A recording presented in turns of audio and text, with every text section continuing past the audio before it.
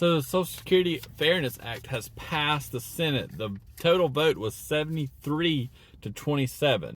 Let's talk about it.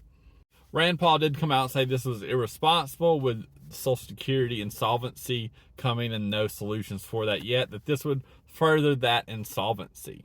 Now, obviously, I did say in my previous video that I really hoped that it did get passed, and I'm glad that it did get passed.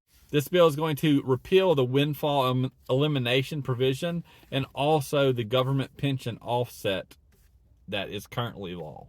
There are other critics that say that this will have Social Security beneficiaries collecting more Social Security than they actually earned. There were other Republicans that came out and said normally they wouldn't have voted for this if they didn't have something that paid for the deficit that this would add, but they ended up voting for it anyways. Now, this will cost over $190 billion over the next 10 years, but I still think that it's totally worth it. Just look at what we sent to Ukraine. In the last 2.5 years, we sent them almost $61+ billion. $61 billion over 2.5 years versus $190 billion to help our elderly public sector workers.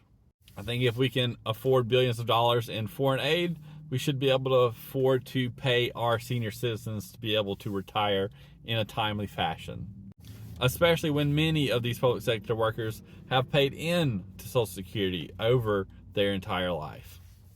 All in all, I'm glad that the Senate passed this, and I hope it gets signed into law by the end of the year.